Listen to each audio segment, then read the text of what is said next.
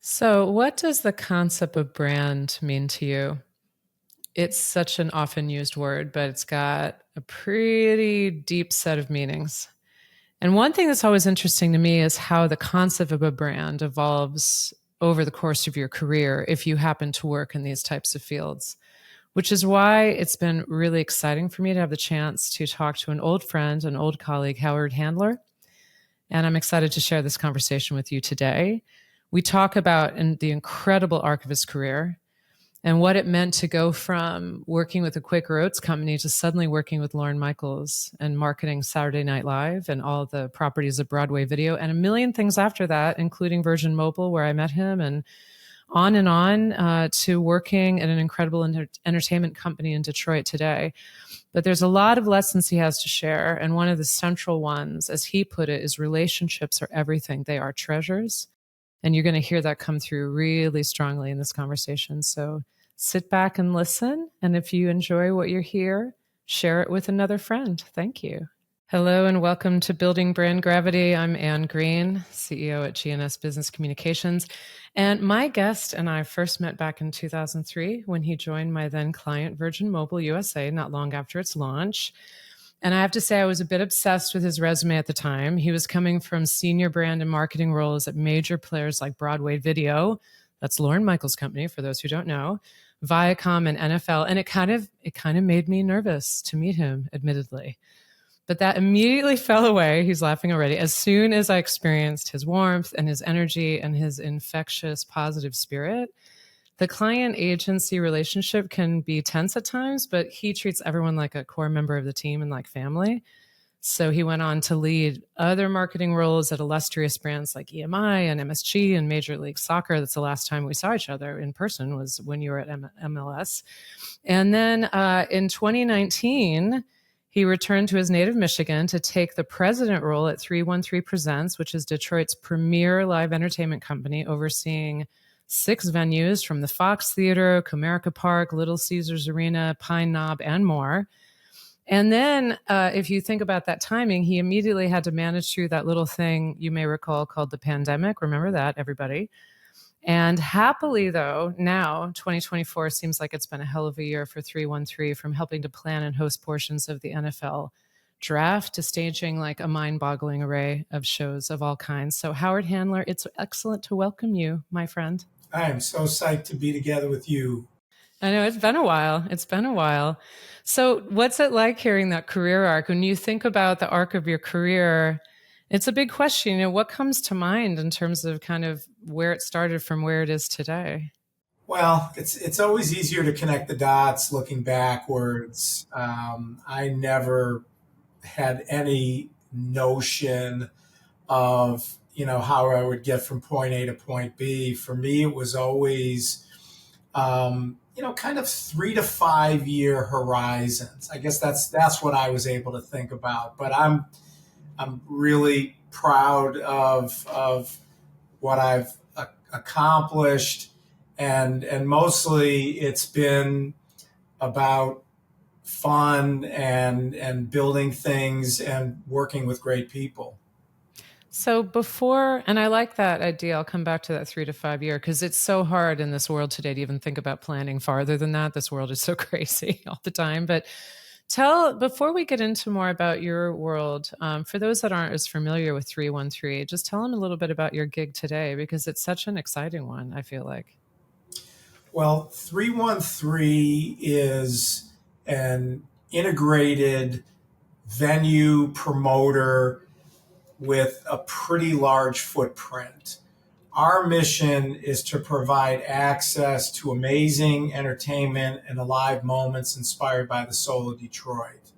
So we're here to tickle people's funny bone and pleasure spot and send some good vibes into the world. It is amazing, especially post COVID, turning around and looking at what happens to an audience as well as looking at what's happening on a stage. And it's just really fun to be in the business of entertaining people. Our 6 venues exist in downtown Detroit and around southeastern Michigan. Um, a good part of what we do represents an economic engine to the city of Detroit. And that's really important because Detroit is a Renaissance city. And it was a big part of the reason why I came home is I wanted to dive in and be a part of this rebirth and renewal. It's been really exciting. But yeah, it's a little bit of a flavor. Yeah, it was interesting, knowing you as I did from the East Coast when we were working with Virgin Mobile and you were mostly on the East Coast in all of those jobs.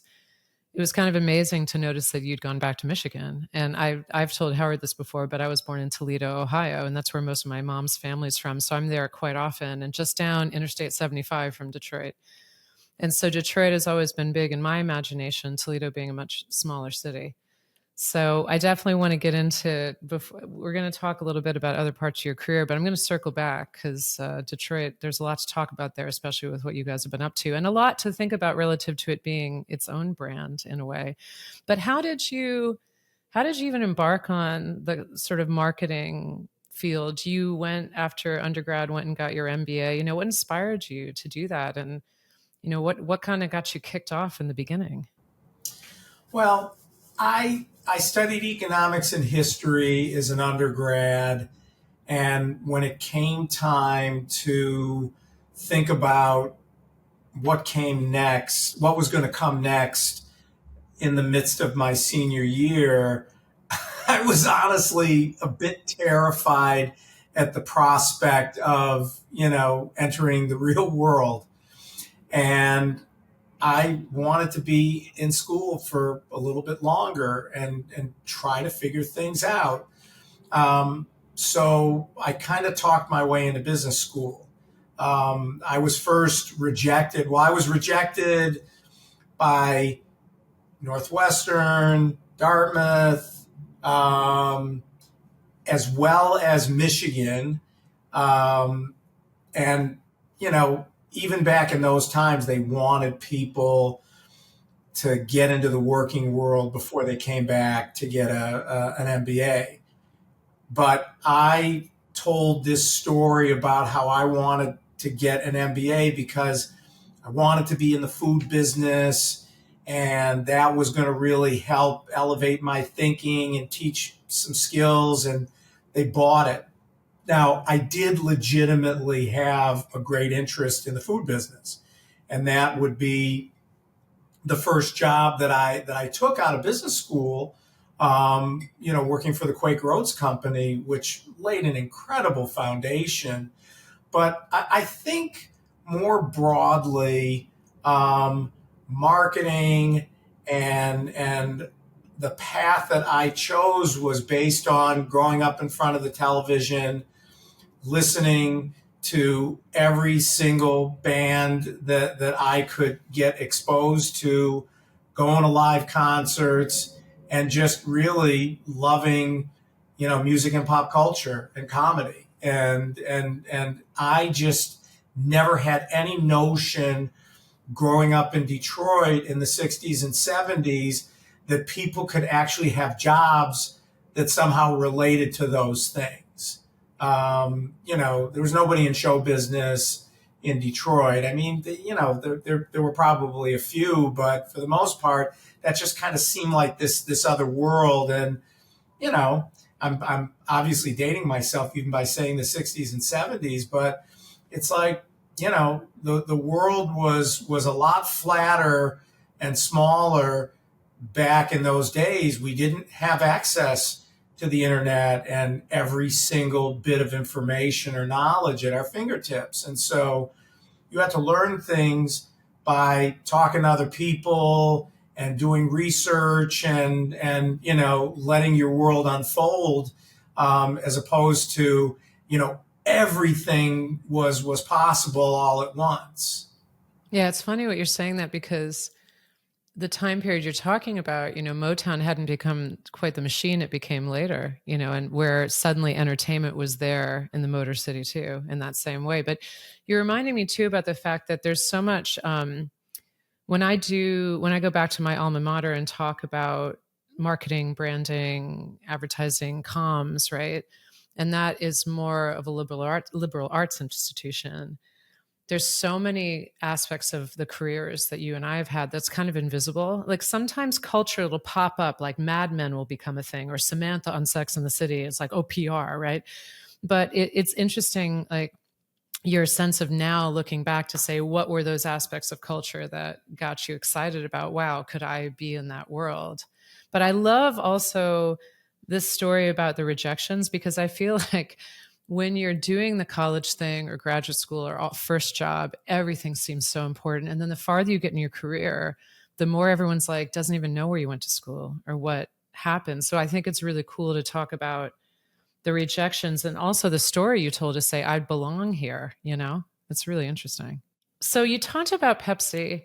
And as I said, when I first met you, I was kind of glamored by Broadway video, SNL, and all these other pieces that got my attention when I saw or heard about your resume, because this was pre LinkedIn as well. But you did start really in that classic consumer packaged goods brand manager space, which is work I've done in my past too. What were the lessons you took away there? Like that must have been such a crash course in the most classic forms of marketing. It was definitely boot camp, as a marketer, as a general manager. It was just an absolute blast. I actually did an internship at the Quaker Oats company in Chicago in between my first year and second year of business school. Um, and it's funny, we talked about rejection. I went to New York. I had a girlfriend there at the time. I thought, like, I'm going to go to work for General Foods or Pepsi, which did not own the Quaker Oats company until, much later. Um, and I had every door slammed in my face, so many no's. And it was funny because I bumped into my uncle, who's from Chicago, in New York on Central Park South. It was so crazy. Um, and he was like, well, why don't you look in Chicago? And did a little research and, checked out the Quaker Oats company. And that just seemed really interesting to me, because they had some terrific brands, and they had 3 internships.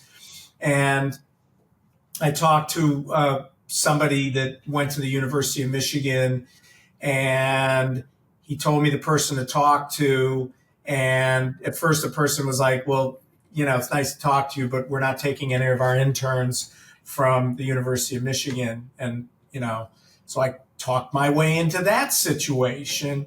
But, I ended up obviously going back there full time after I was done with business school. I felt like I learned everything about running a consumer business. I learned about all the different P's of, pricing and promotion. And I learned about, well, distribution, place. I learned how to work with advertising agencies and create ads and measuring business and our sales. And importantly, I learned how to think about the entire P&L. That was one of the coolest things about brand management, is that they gave you a ton of responsibility at an early age. You worked in teams, so there were training wheels for sure, and there were layers of management to kind of protect things. But it's like by the time I was 28 years old, I was running a $70 million business. And yeah, it's kind of mind blowing, but you're working with other people who, were really hungry and really ambitious and, went to good schools. And so there was a kind of a natural competition. The bar was really high.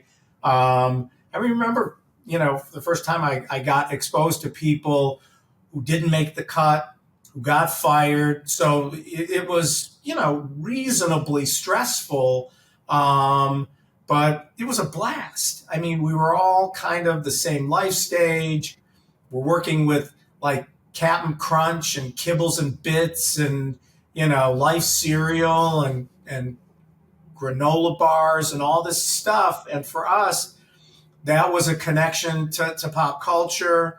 I got to travel around and start to see the rest of the country, and it was just amazing how steep the learning curve was, and just what I was able to understand. But what's interesting is I felt like a lot of those lessons dawned on me later in my career. That you look back on your foundation, and you keep taking things from it, and that was also very valuable.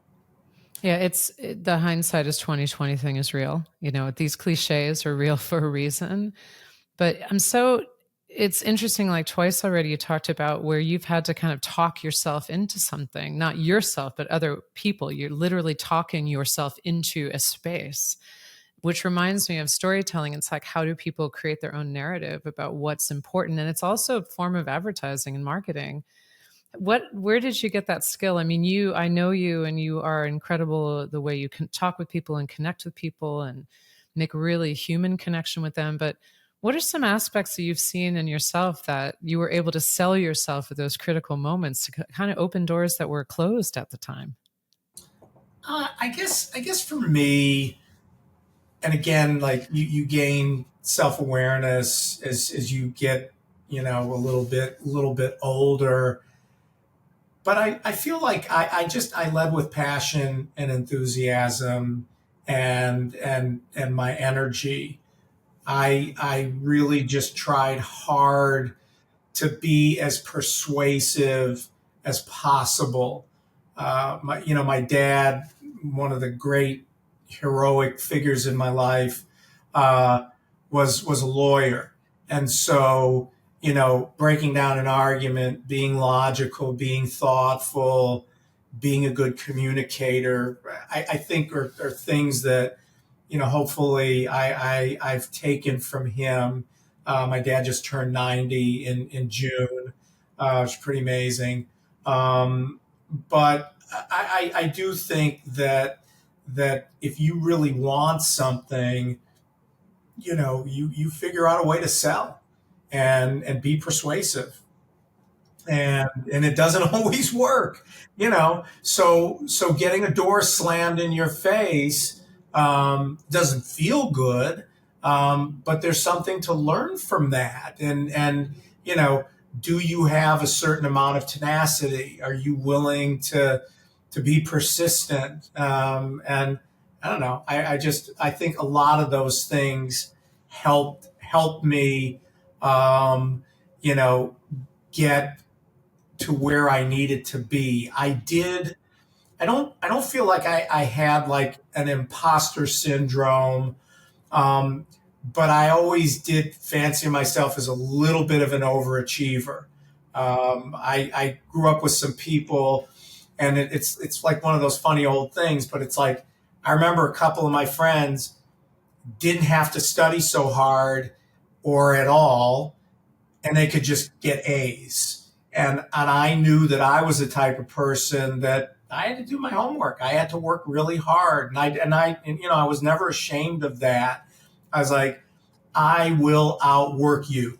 So that persistence and tenacity and work ethic were probably part of it as well.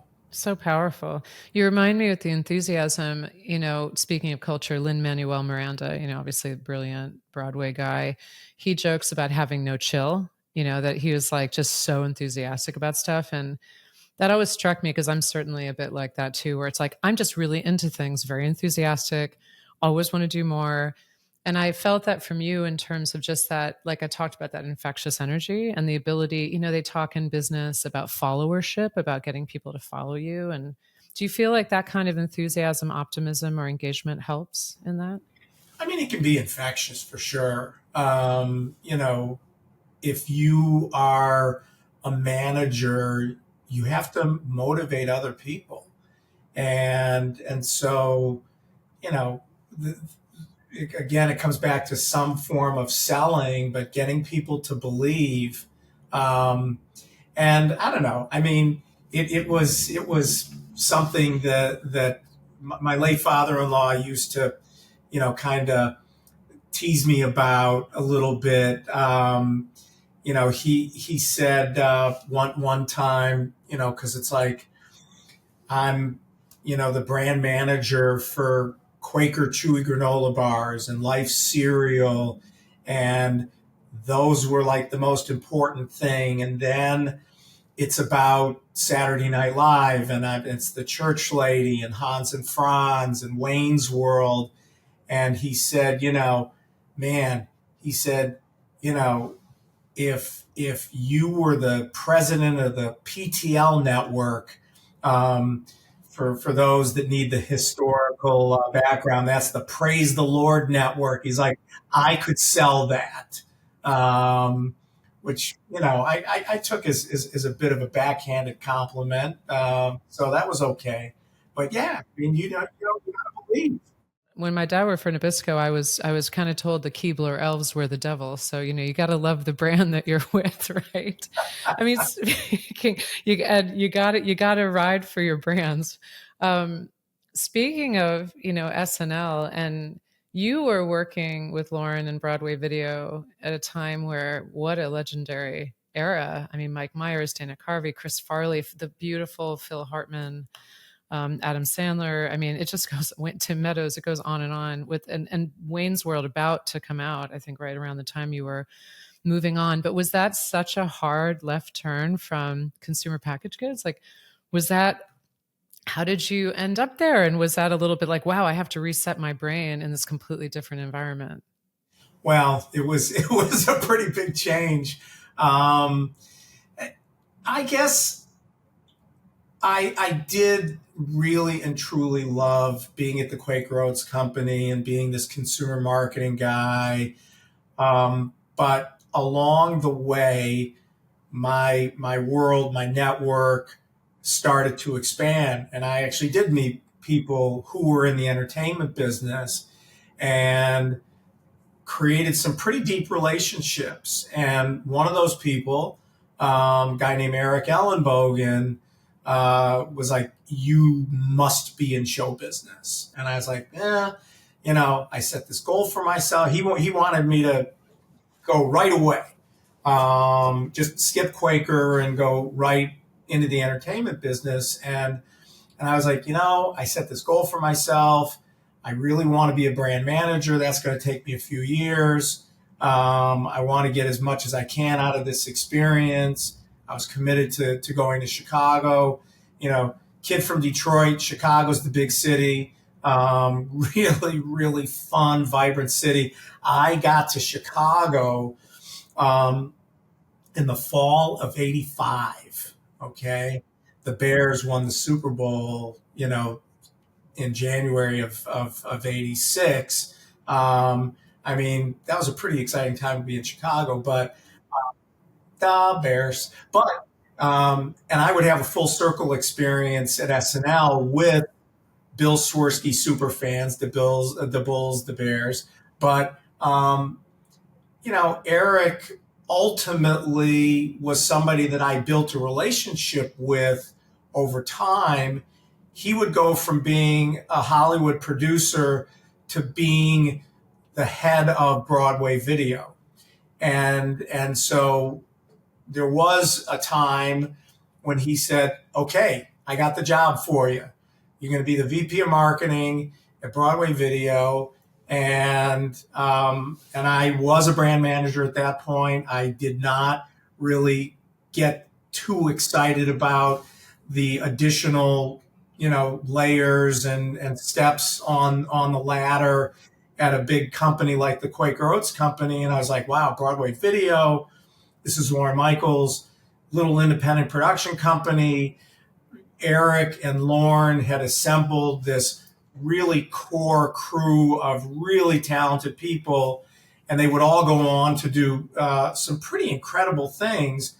I had absolutely no idea what the VP of marketing for Broadway Video would be responsible for, but I was like, I'm game. Let's take the plunge.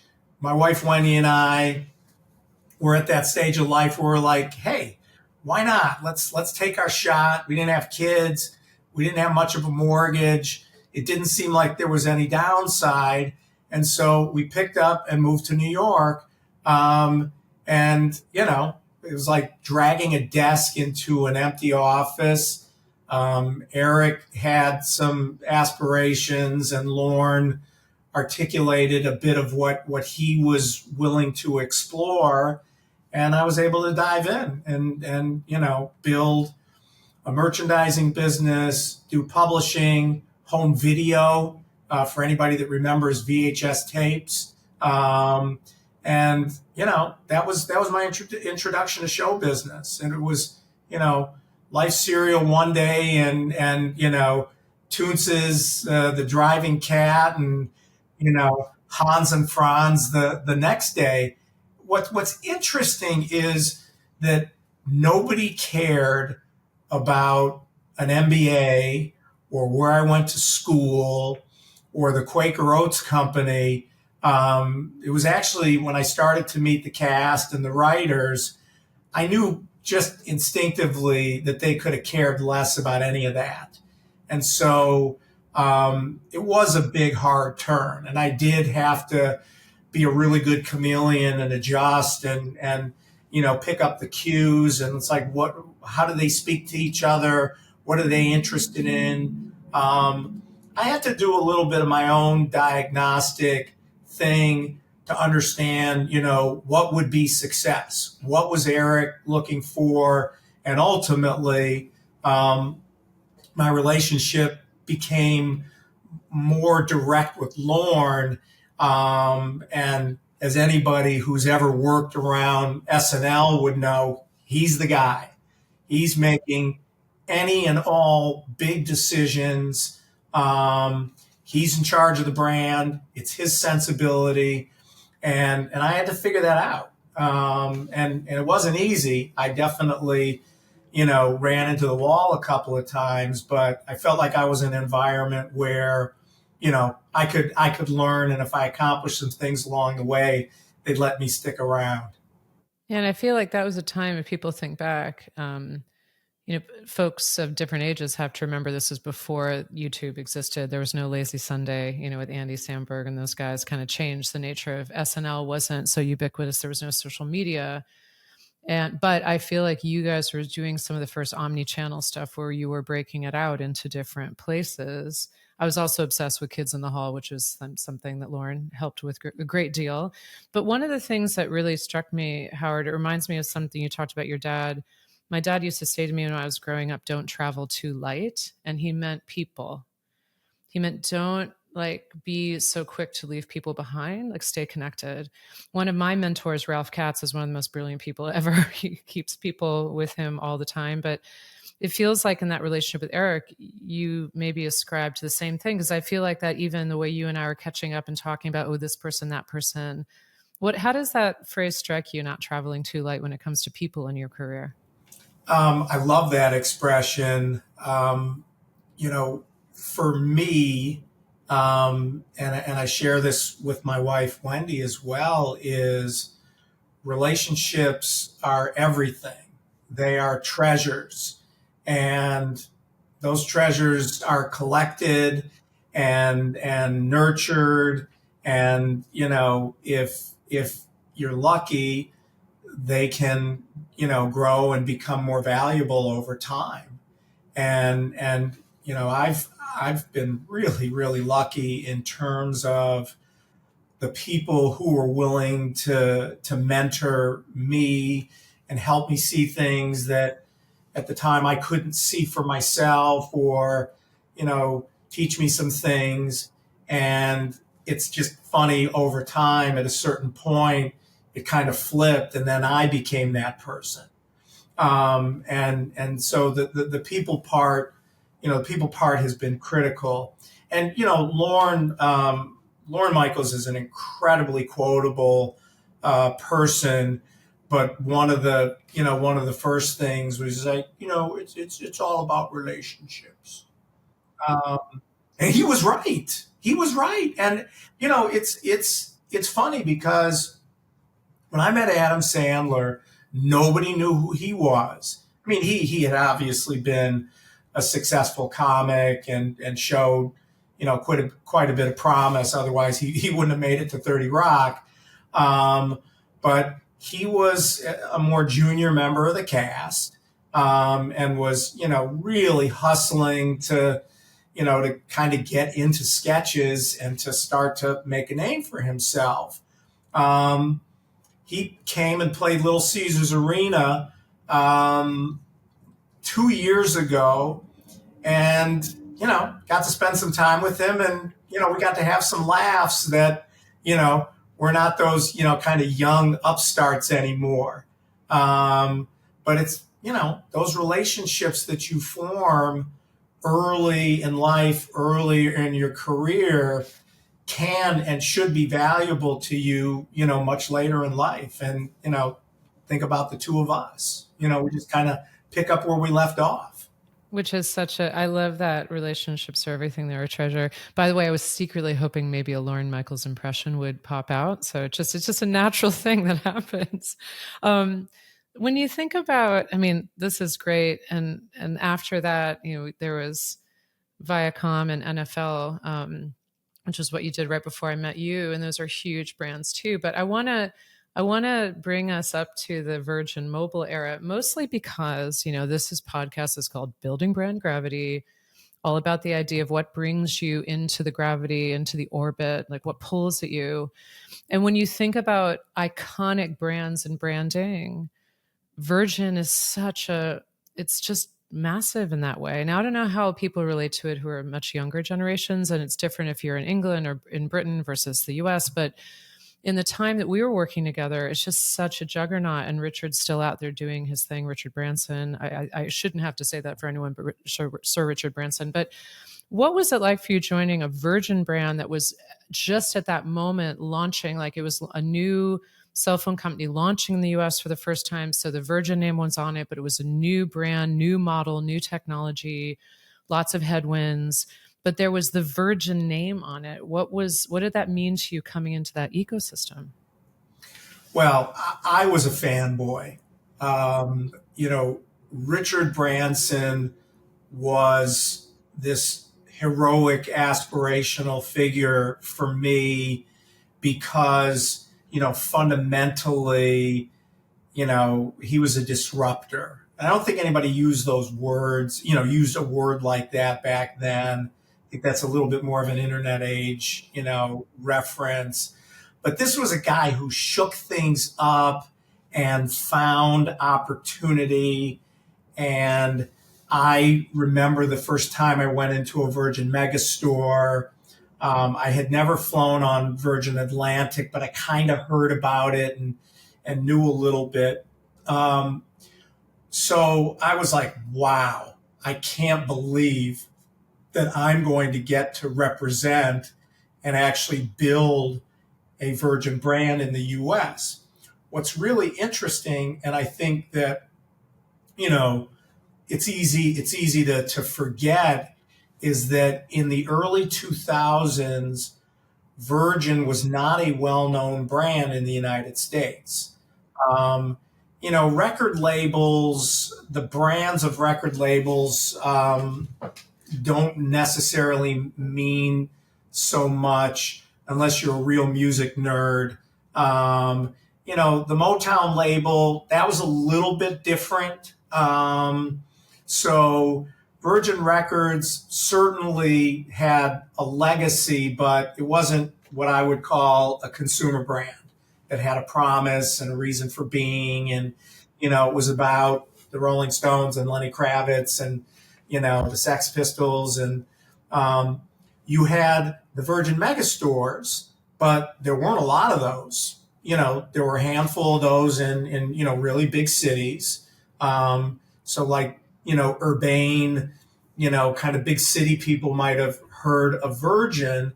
And, Virgin Atlantic, I mean, I hate to say it, but, there's not a high percentage of people in the United States that even have a passport, much less, travel. Now, it's probably a little bit more mainstream to travel internationally today. But again, back then, the idea of traveling to London was pretty exotic. So you had a small percentage of the population that had some awareness of the Virgin brand. And with Virgin Mobile, we were trying to create a wide, almost mass consumer phenomenon with the cell phone, which didn't really have much penetration. We were trying to create, as the Brits would say, a fast moving consumer product with a mobile phone. Up to that point, mobile phones were behind a glass case. You had to sign up for a contract. And, Richard's idea and the idea of Virgin Mobile that had gotten started a little bit earlier in the UK and also in Singapore was we want this to be a very familiar consumer product that's easily accessible and that has a bit of a younger sensibility and actually will be targeted towards young people because they should have cell phones. Cell phones will liberate and allow for independence and everything else like that.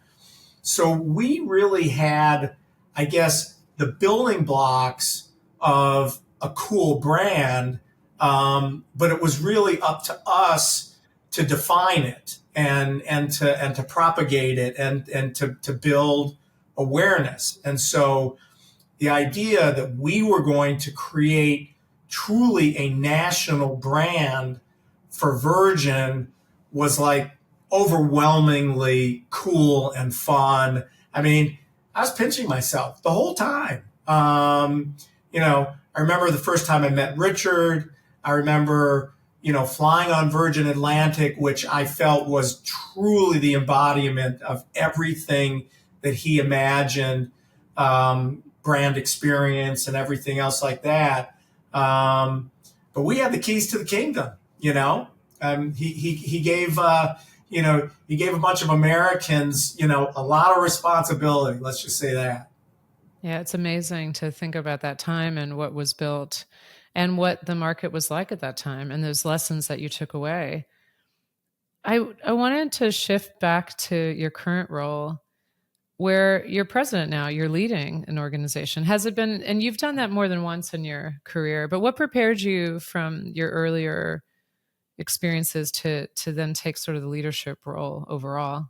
Would you feel like there was a good all of those different marketing experiences, as you said, even back at Quaker Oats, knowing the whole P&L and the whole deal, do you feel like that prepared you well over time to take the helm at the top?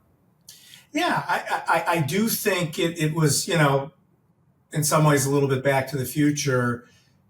In brand management, you are taught to think about the whole business and that you're not there to just deliver one thing like sales revenue or market share. You're there to deliver the profit. And that's something that never really left me. It's really interesting because there's lots of different accountability that marketing leaders can have. Some marketing leaders are, purely about Marcom. And so the metrics that they might be responsible for, relate to that, that set of that part of the mix. I was always a little bit more of a line marketer where I had revenue and in some cases profit. So when I was at the NFL, I oversaw marketing, but I also had the publishing business and I had we called it direct commerce because at first it was catalogs, and then it was this thing called e-commerce, and we built the NFL shop, which has turned into this ginormous business, like all things NFL. And I had a publishing business, and and those were actual, revenue, cost, profit. I had to be accountable for that. When I was at Virgin, I had sales and product, and so I had different pieces of the P&L. And Dan Schulman, the CEO, good friend of both of ours, would go on to be the CEO of PayPal. He felt as CEO that his role was certainly to lead the company, but he placed a very high priority in terms of giving us context and making sure that we could see how all the pieces connected together. So, yeah, I was chief marketing officer, and there was the COO, and there was the head of technology, and there was a CFO. But as a leadership team, we were always focused on the P&L. And it was all about, like, okay, what part were you responsible for? What were you contributing to? How would you complement and help the other people that were delivering the whole thing? And so Dan, as a CEO, was truly like a band leader, and we were all there to make music, but we could all see what he was doing. And so for me to become president of 313 Presents, first of all, it was my goal to get back to running a whole business. I loved being a CMO, but I was kind of hungry to own the whole business and the P&L. And so it was kind of a natural transition. And again, it's like, it isn't a difficult transition from being a line marketer that has to deliver real metrics to being a president or a CEO that has to worry about the whole P&L. And those are good lessons, though, as people shape their career. What do you understand your accountability to be? Even if you're not given the P&L, how do you make those connections and feel that responsibility for it? I'd interviewed another person for this podcast series who talked about chief communications folks need to see that their business is the business of the business and revenue. So I love that connection. As we start to wind down, because you've been so generous with your time, Howard, what do you think about brand Detroit? Detroit just has an outside, I think, role in a lot of people's imagination. And sometimes in recent decades, that's been really hard. Like, Detroit has had to take so much negative baggage, more than it deserved, I feel like. And now it's been really energizing for me, and I know so many other people, and I don't even live there, to see that sort of energy, as you said, a Renaissance city. But how do you think about Detroit as a brand, and where's that brand today? Well, Detroit is a legendary brand, and anybody that's born here or out of town and from here is shaped by a bunch of powerful things. Detroit gave the United States, for sure, and some would argue the world, the car. And the car was about, freedom and discovery and exploration. Detroit gave the world Motown, and house music and punk and like all kinds of things. And so, living out of town, living in New York in particular for 30 years, it never left me in terms of, what made me and where I was from. And, wherever I traveled in the US or North America or the world, it's like, where are you from? You're from Detroit. And people would always be like, oh, wow, Detroit. And they would talk about, oh, I'm a car guy, or, oh my God, Marvin Gaye, or Iggy Pop, or, and so it's like, yeah, that was a foundation. And, this was also the place where people could get union jobs and make a living, and you know, but it all came crashing down.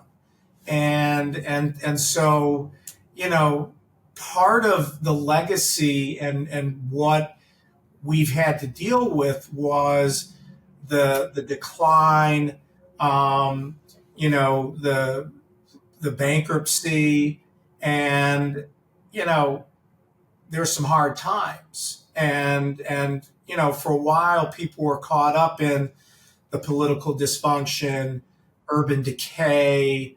Um, the bankruptcy was really, you know, the low point. But what was striking to me, and one of the reasons why it was so exciting for me to come home, was there were a lot of people that were not willing to let this city go, and and people like Mike Ilitch in the early days, and later on Dan Gilbert, the Ford family, Steve Ross, you know, Tom Gores, a bunch of people said, "Wait a second, this is one of the greatest cities in America." Um, and we believe in it. We want to build it back. And so, you know, these last, you know, decade and a half has been this incredible renaissance. And you have these kind of touchstone experiences that have and moments that have happened.